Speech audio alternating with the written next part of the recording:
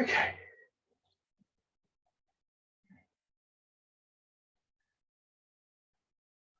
So feet hip width apart and waist a little bit forwards, hips dropping back.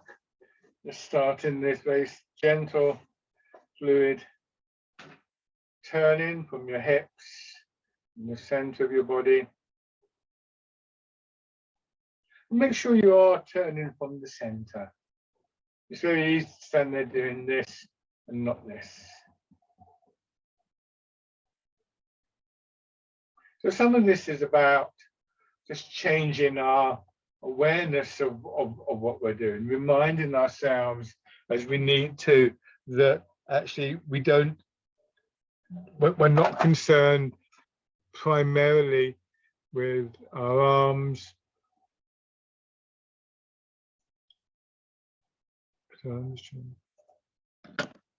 We're concerned initially, at least, with what's happening in feet, legs, in the center of the body. And we're just making that almost sort of like conjectural change in how we view ourselves.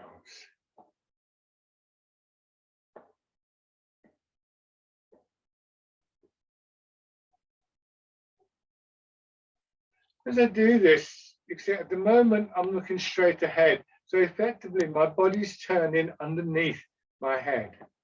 Sometimes I'll do it like this. Quite often I'm sort of like, you know, if I'm looking at a screen or looking at a class, I might be looking different ways. But basically this exercise, if you do it like this, you can keep your eyes focused in the mid-distance. The thing you want to be wary of here is when you do this, effectively, you're turning your neck. If I go too far, it's a strain on my neck. So I want to avoid that.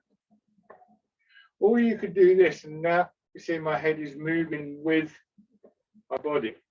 The problem with that is it can get a bit kind of blurry in your eyes. It's like if you're on a train and you're looking out the train window, you don't see much, you just see this sort of blur.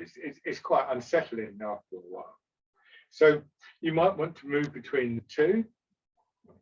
You could do either with your eyes closed some of the time.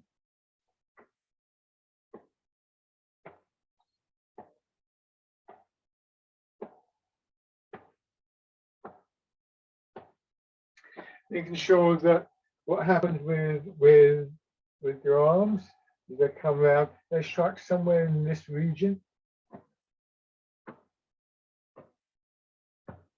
Lower back, pelvis.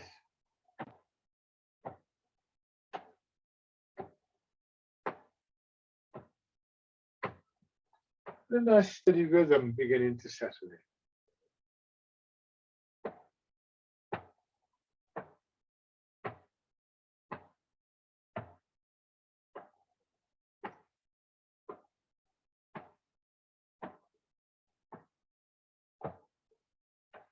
Raising your arms and so on. Good, let your hands drop down. Let's go back to this little exercise that I was looking at last week, swaying in the river. Just feet very firmly on the ground, toes and heels staying on the ground, and just a pivoting movement from your ankles.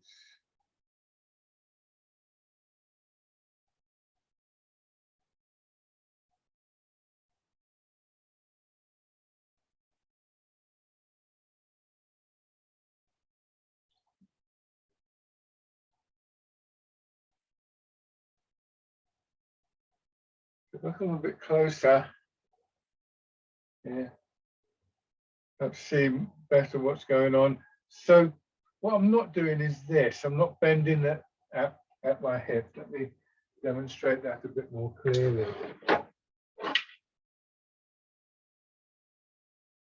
If I stand here, put this pole against my ankle, you see it goes past my hip, roughly speaking, past my ear, and this is what's happening.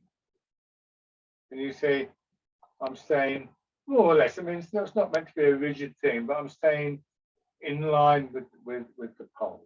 I'm not doing this or anything else. Just nice and easy going back. So you can imagine that straight line, that center line going up through your body, if that helps. And then just let your hands come out to your sides, following the movement, not leading the movement, but following the movement. Imagine you're doing this in the river, and as you go forwards, your hands are just held back by the pressure of the water a little bit. Same thing as you go back.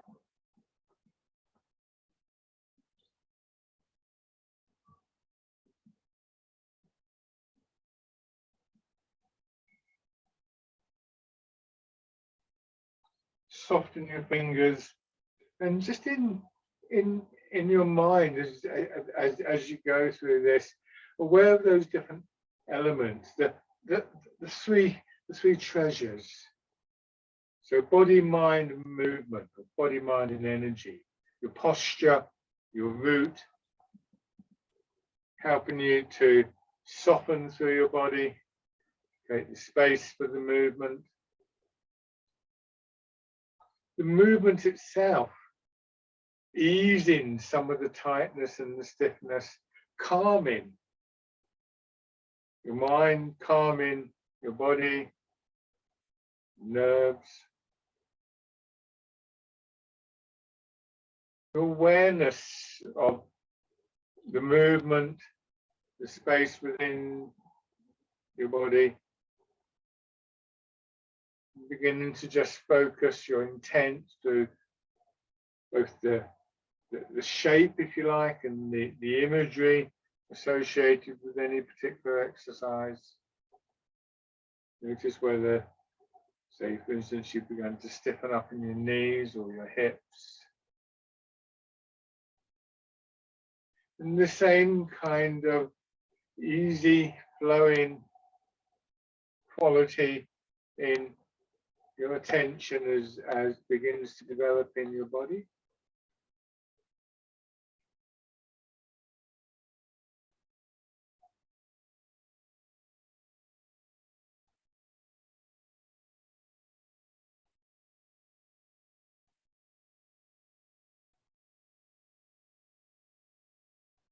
Your weight back towards your heels, and as you come forwards, feel your weight in just behind the balls of your feet, and then your hips dropping back and pushing up,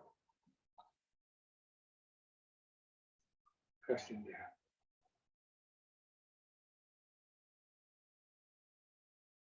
The body expanding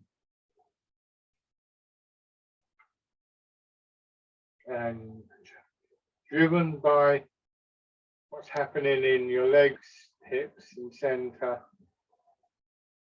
Give you a nice, smooth, fluid quality in the upper part of your body, your back, belly, and chest, your arms and shoulders. And again, that soothing quality to the movement.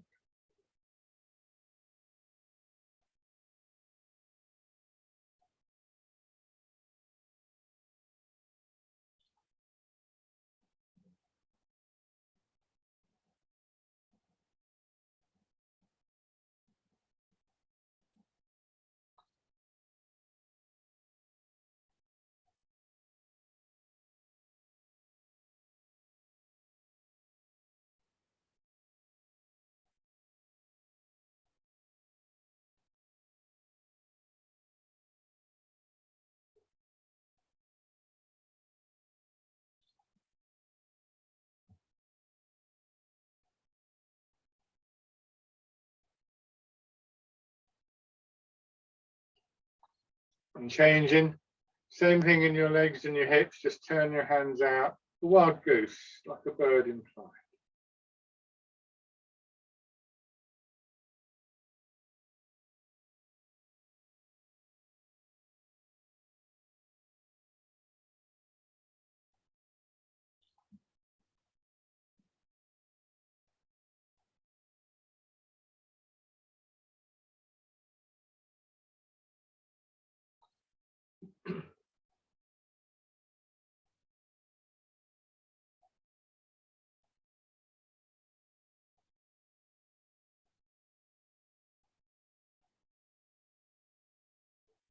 And part in the clouds.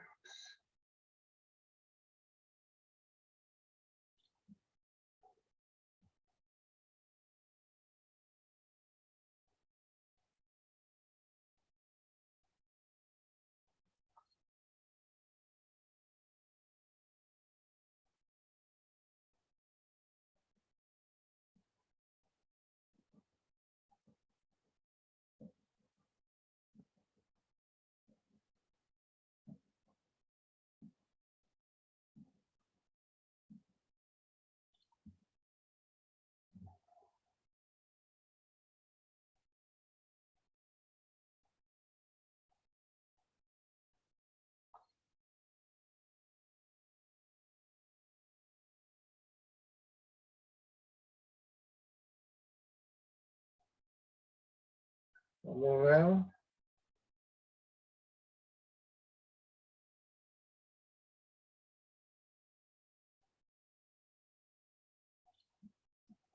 The dragon plucks the stars from the sky. Extending all the way through one side of your body and contracting.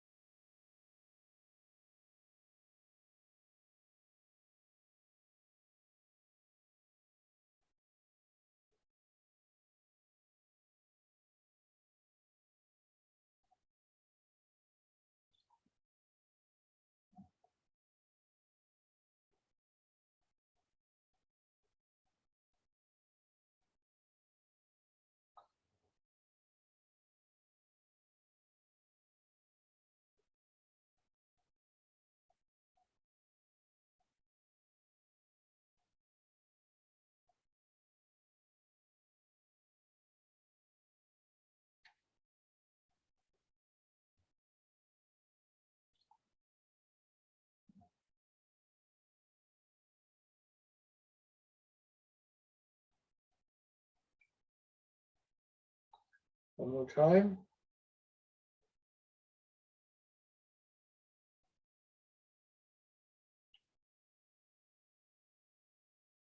Now pushing in 4 directions.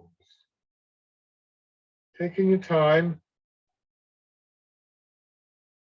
making sure that you give yourself time to let your hands come back to the original position before you start the next movement.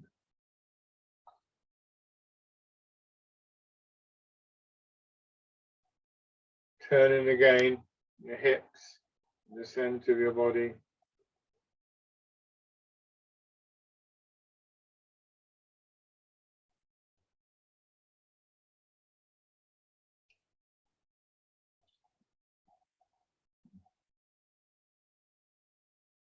Which of course is the point that your hands come back to in any case.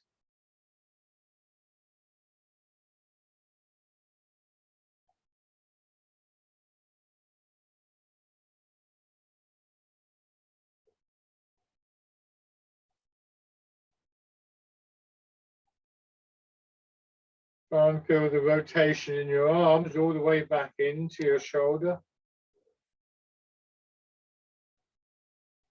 Not just in your wrists and forearm.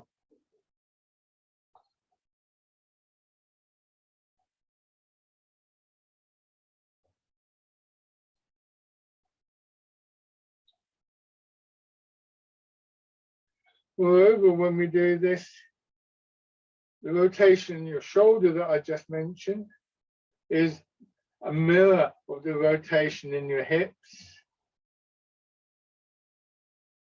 almost like from each hip up to the shoulder above it, there was a little series of pulleys and cogwheels and so on, like a mechanism in a clock or something like that. It meant that when you rotate in the hip, you also rotate in the shoulder.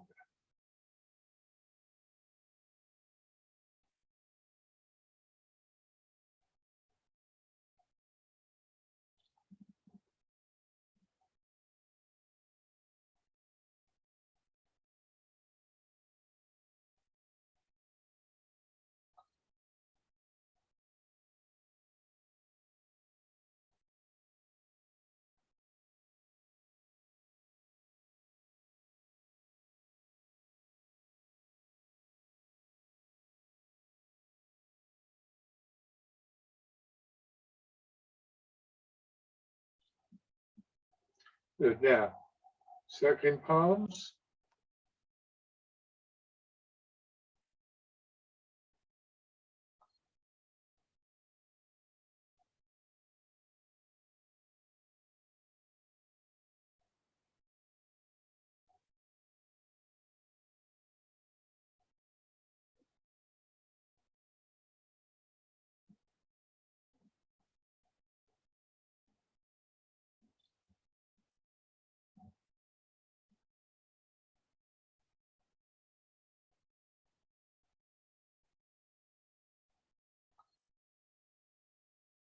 Then adding the turn.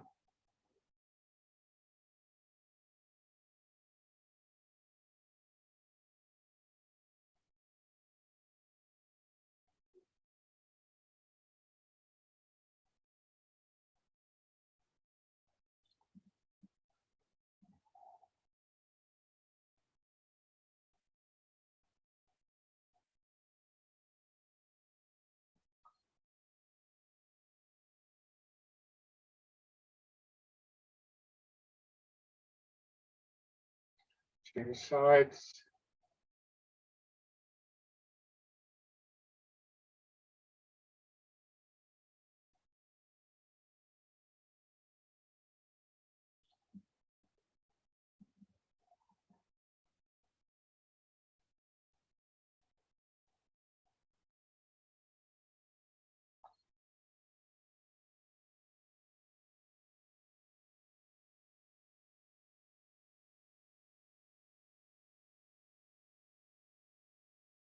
And turn.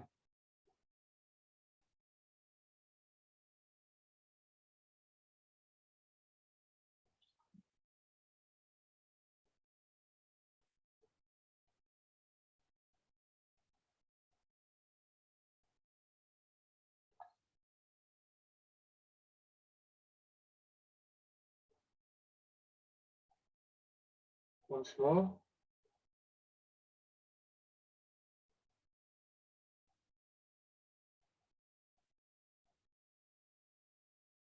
And then we're in the boat.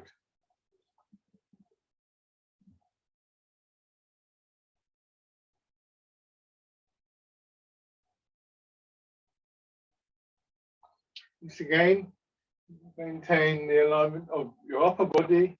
So as you go forwards, shoulders stay in line with your hips, more or less. Just not this, don't sort of droop down. As always, nobody's coming around with a sort of tape measure measuring this. So don't strain for that. Just have this, again, this idea that the center line of your body.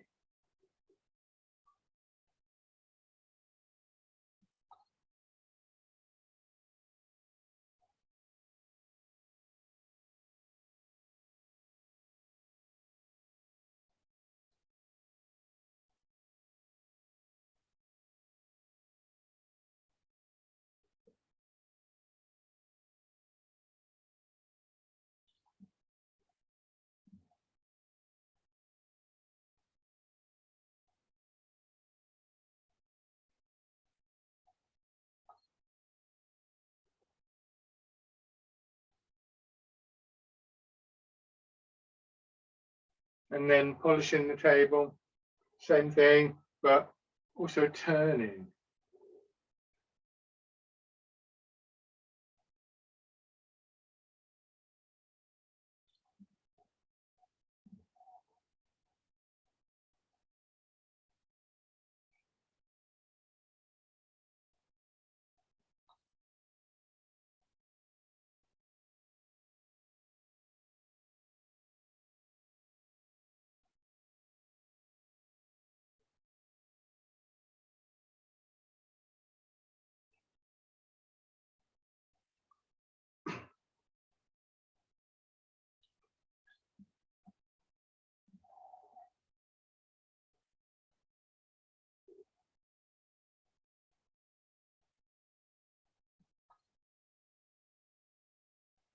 One more in each direction.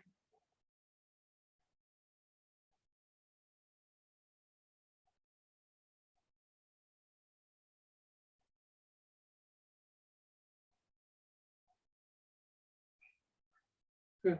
And just shake it. So those last two exercises, let me get a suitable. So if I show you here, I've been talking about the upright quality. Remember, there's no stick in your body, there's no straight line, but the feeling we get if we say we're moving the weight, or to turn in, if you're turning around this central line. When it comes to rowing a boat and polishing the table, if my hand represents my hips, shall we say, or my pelvis, this is what's happening. You see, we keep that line. I'm trying to move out the way so you can see more clearly what's going on. When we do polishing the table, this is what happens. There's that tilting forwards, and then there's this movement around. So we try and maintain this image of the straight line, and so on and so forth. I've talked about this before, that they don't actually properly exist, but they're a useful image, like grid lines on a map. This is true for all the movements that we do. Now, going back to the wild goose, but this time, as you push up, add in a turn.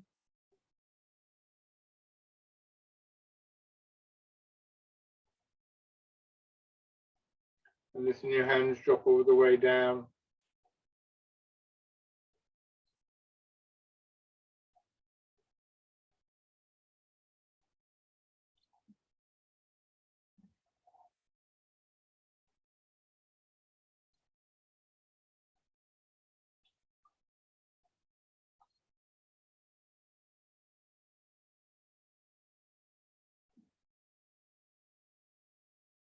And thinking about what I was saying earlier about the rotation in your shoulder, reflecting the rotation in your hips. As you turn your hands palm up.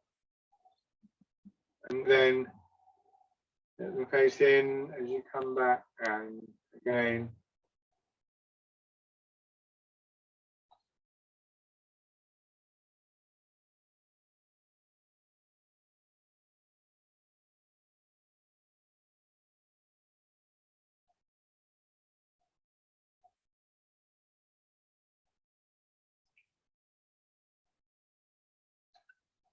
So at the moment, your arms are basically going up and down.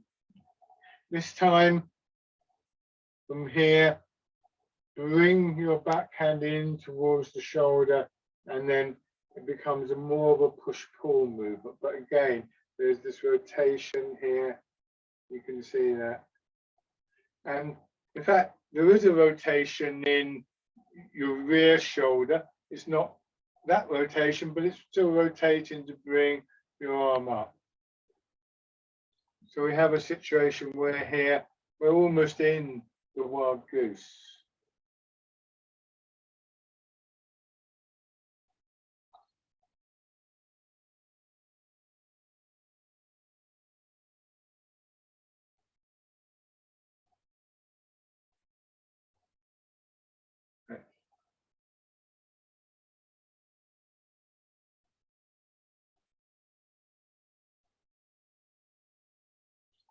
Watch my rear arm as it comes up. That will also rotate here,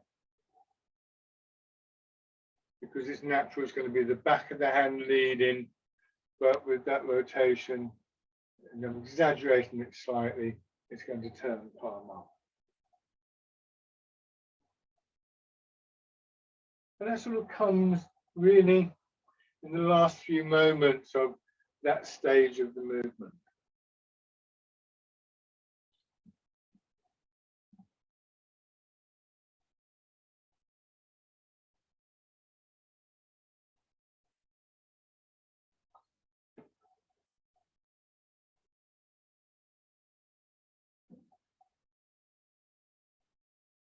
One more time.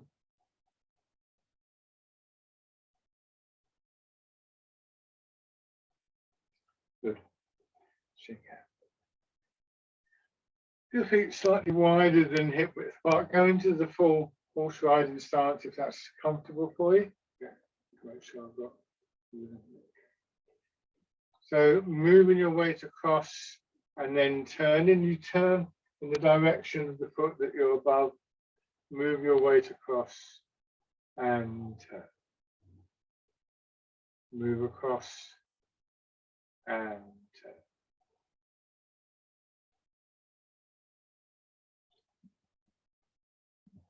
Hands in front of you.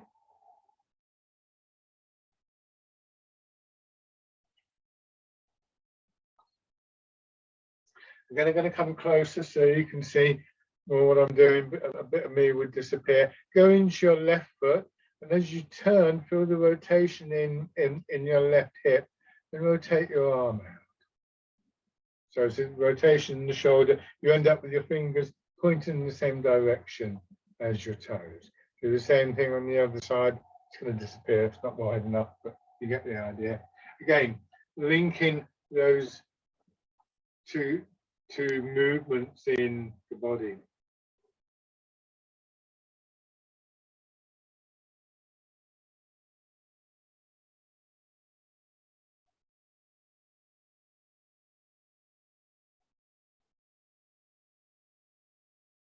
This time, let your right hand come up a little bit higher and come back at shoulder height. Hold the ball, settle into your right leg and turn. Part the wild horse's mane.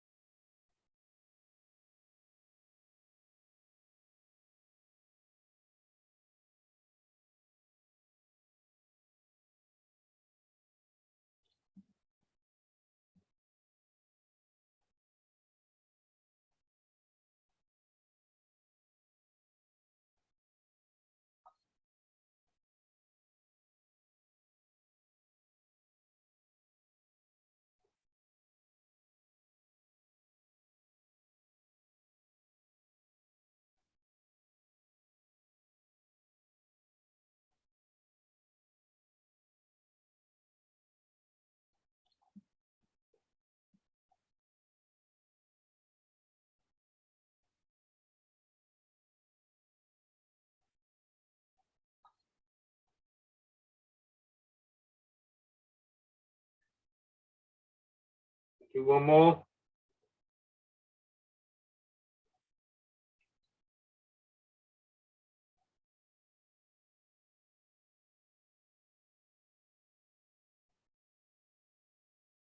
Shake it. Okay, have your right foot forwards. Remember to get into that. Make sure you maintain the width of your step. So turn your left foot out, usually between 30 and 45 degrees. Step straight ahead with the right foot. And if you can see daylight, well, not daylight exactly, but you get the idea. You can see light between my legs. Whereas in a narrow stance, you wouldn't be able to see that. And just transferring your weight. And again, trying to keep that upright position as much as you can. This is very difficult because our habit in walking, it's quite a useful habit actually. I'm not saying we shouldn't do it, but our normal walking would be to do something like this, to move forwards and then let the body catch up. So it's quite unusual in terms of walking and moving the weight, what we're doing here. particularly when we get to the stepping. But again, think about it. We want to maintain the alignment of our body. We want to get used to this feeling of central equilibrium while we're in movement. It's fine if you're going to the shops or whatever, that little tilt forwards can be very helpful. But if in doing that you trip over something or you slip, then the position you're going to want to come back to is going to be one of central equilibrium. And if you haven't gotten used to that and you haven't worked out how to get into it without a struggle, then you're going to find yourself not able to reproduce it at the time when you most need it.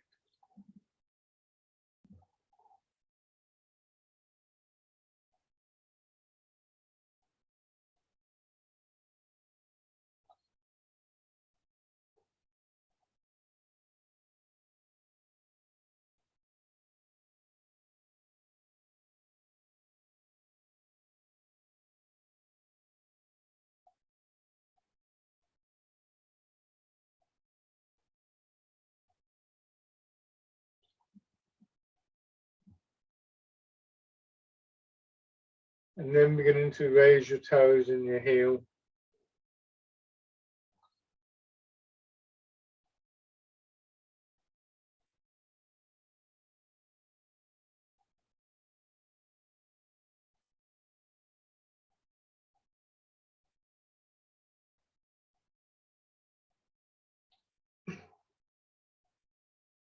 And then next time you're on the front foot, your heel comes up, just flex your ankle and let your foot swing in and then out.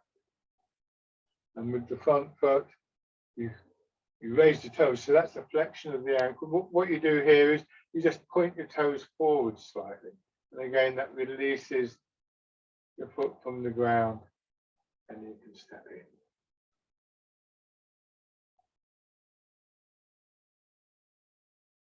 So it might even be more appropriate to think of this in terms of extending and contracting in your legs.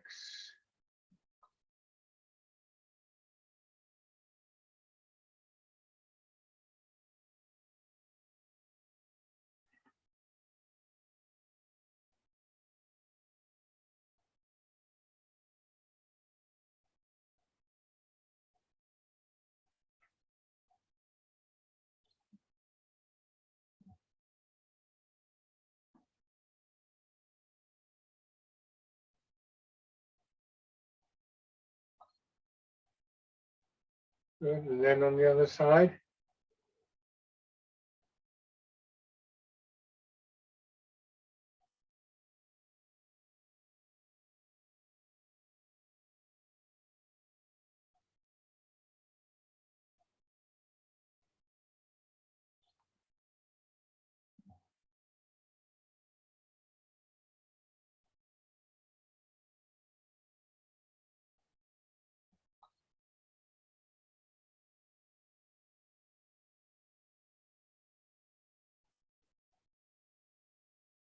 Raising toes and heel.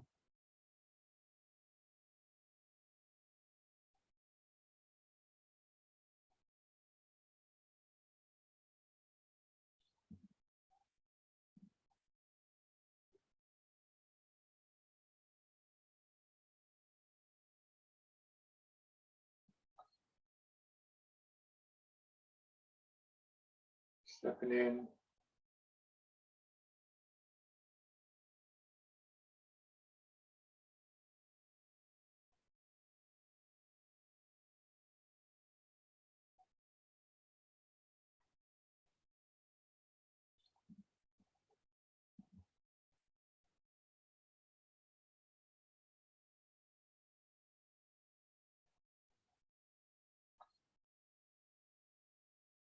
And then through.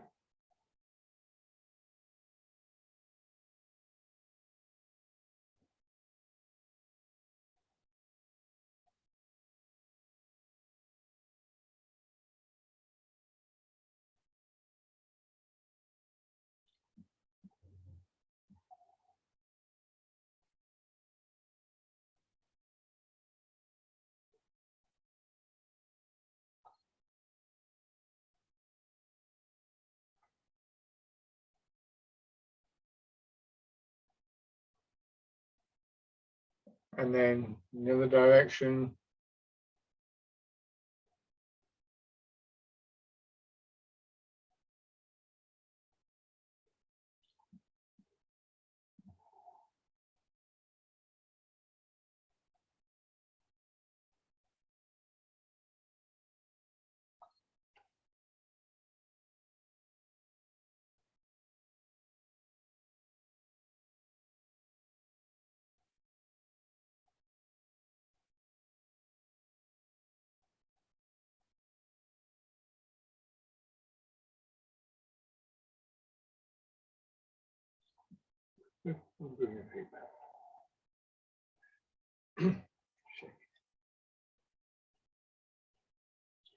Good. Right foot forwards. Let's start with pigeon spreads its wings. So weight back, hands folded over your belly. You can move your weight forwards, feel your elbows being pushed out, separating your hands, opening your chest. And drawing back.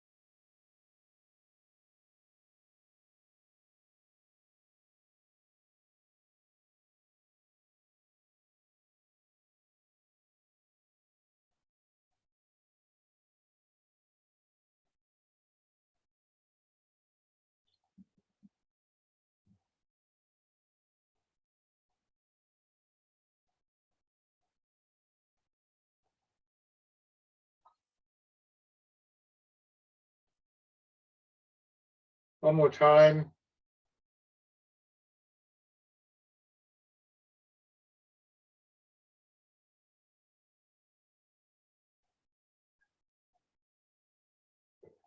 And then changing over. With your left foot forwards, check your stance. Pigeon spreads its wings.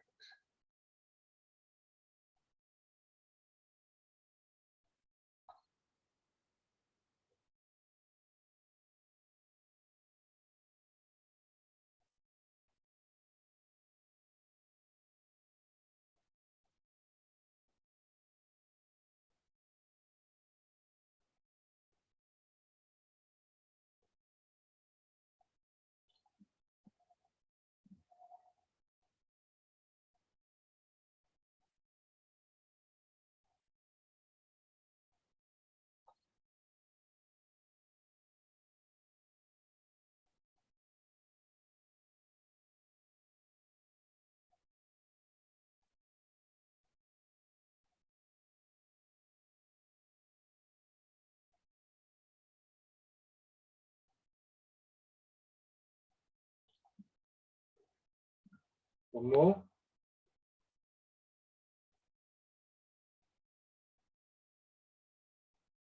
And then changing.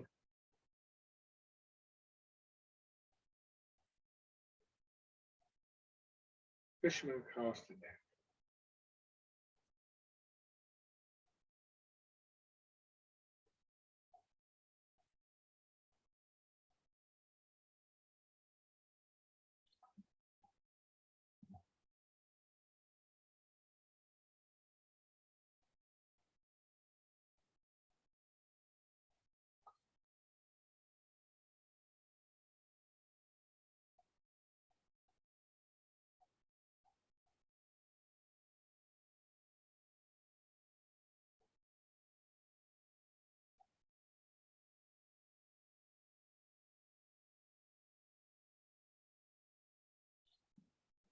And then pushing wave.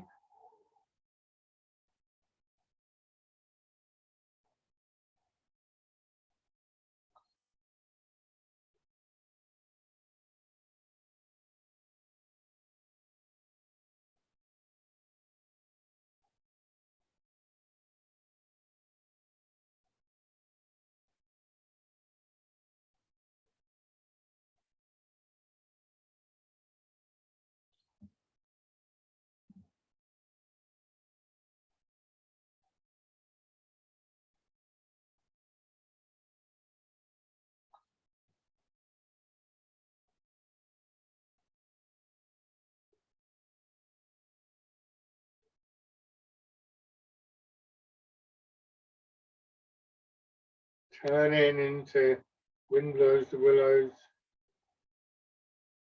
Weight moving forwards, and then you turn.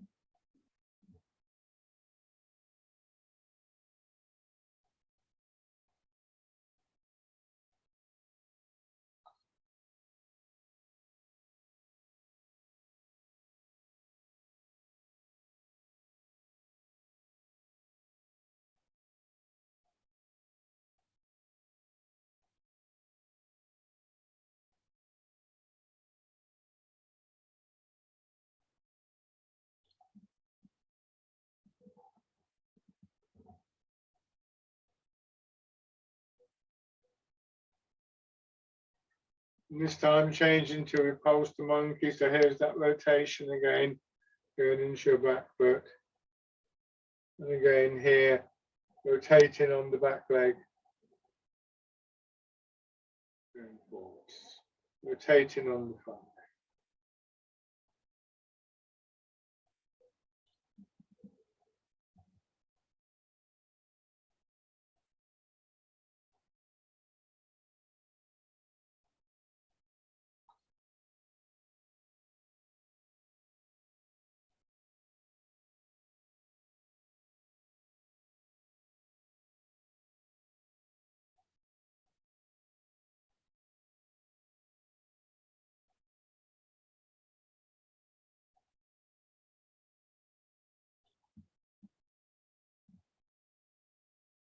Stepping in.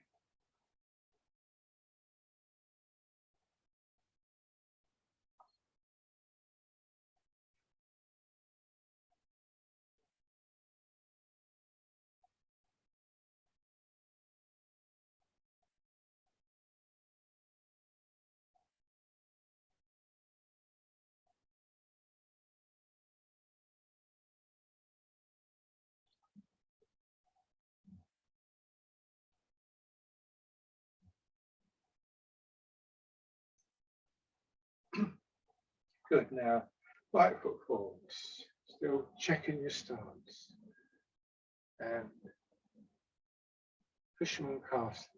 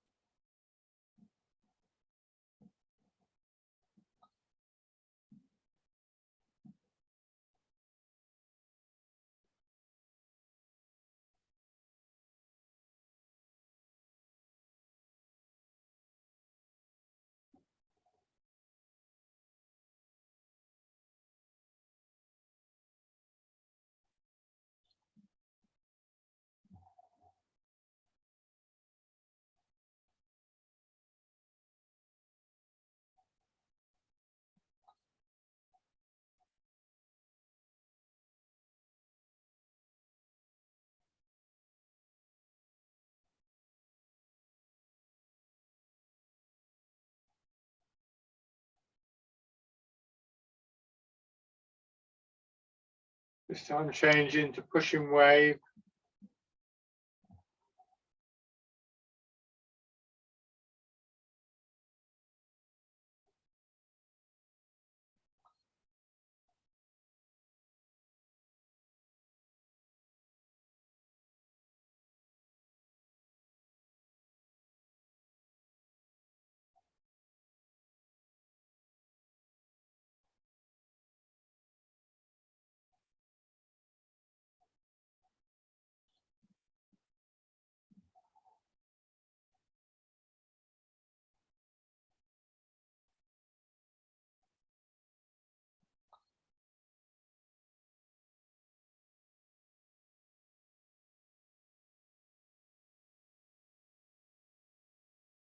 And then wind blows the willows, weight in your back leg, go forwards, let your arms drop, and as you turn, feeling them swinging out. Same thing going into your back foot, turn, arms swing out.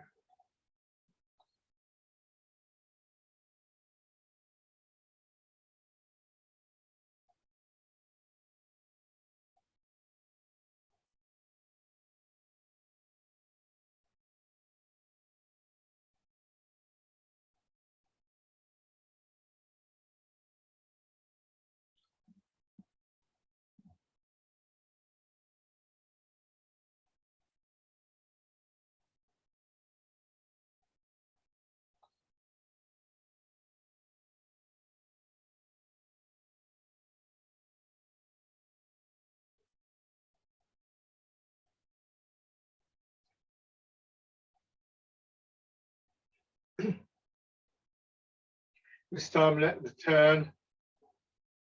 Make this rotation through your arms and your shoulders.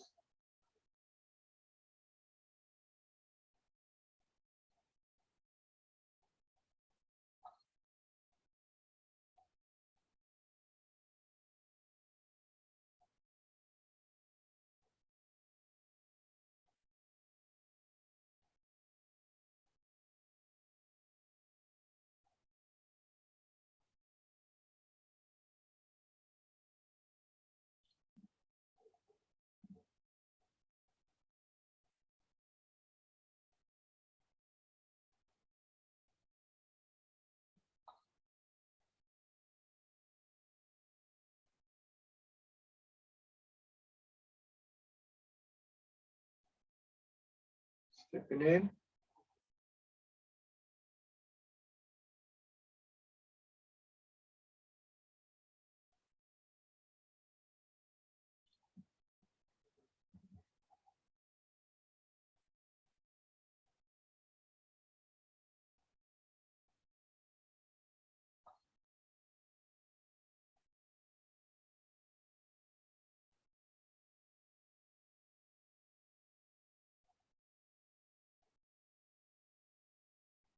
This time,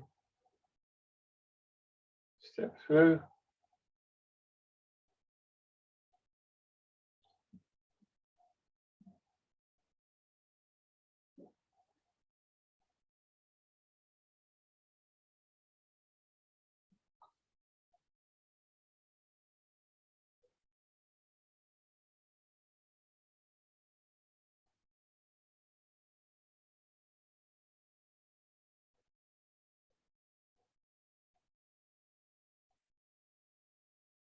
And changing direction.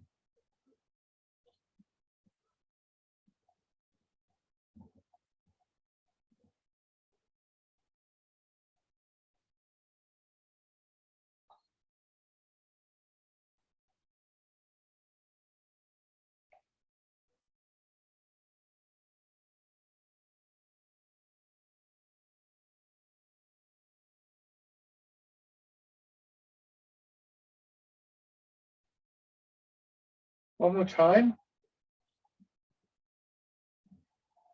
Go into your back leg. Drop your hands down, turn towards your front leg. Go forward as though you're doing wind blows to willows, but this time bring your back foot in and up. Dragonfly skims the water. Might just come up a little way, might come up a long way, maybe with that added sort of sideways rotation, as it were, bringing the inside edge of your foot up, almost as though you're going to be kicking a football up, but make sure that your hips stay down.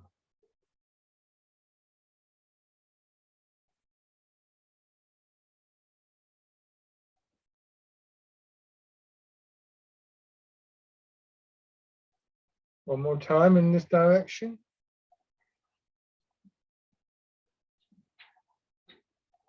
And then going back.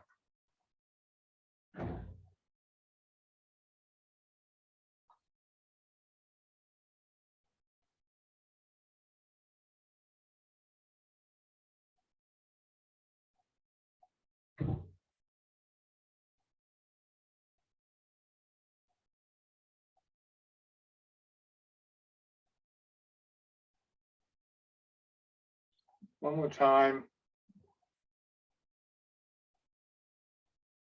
And bring your feet back. Shake it. Good. Scrubbing up the soles. Okay. Open your hands together.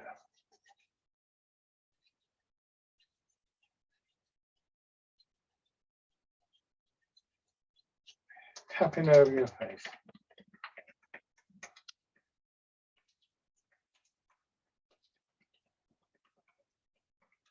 With your head and neck.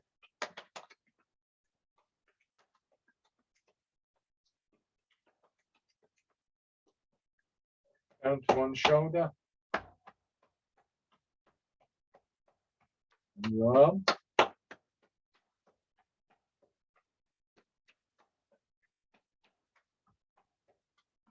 Side.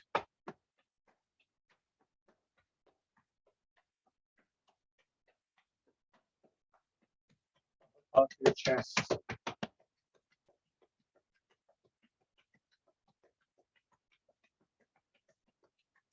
Belly.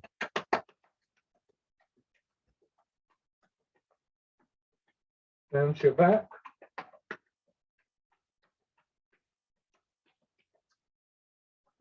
Hips.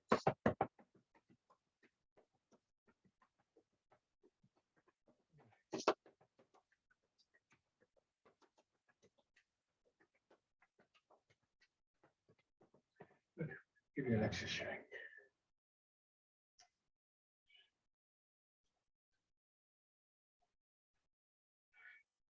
So once again, just giving yourself a few moments to let your weight settle in the correct place, going back to this feeling of central equilibrium.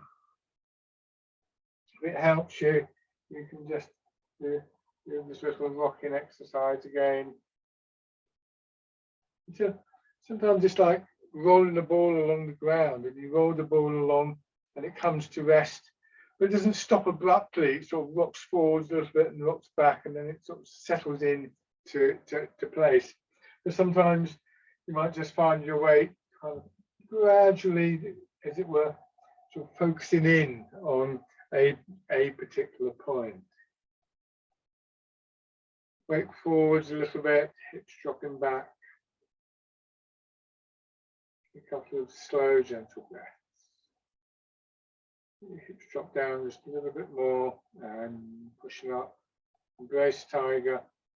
Return to the mountain. And with that sense of return, again, just aware that this, I suppose what you could say is your body quite naturally coming into that point of equilibrium. And the rest of your body, almost like water flowing down a plug hole or a drain, just seeming to sort of focus on that point.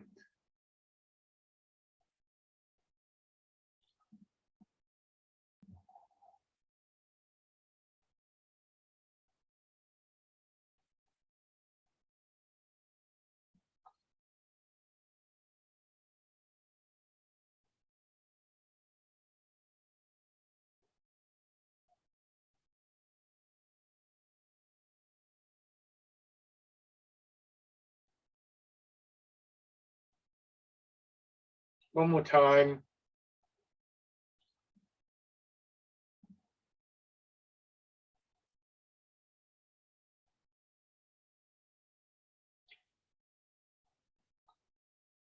And stand.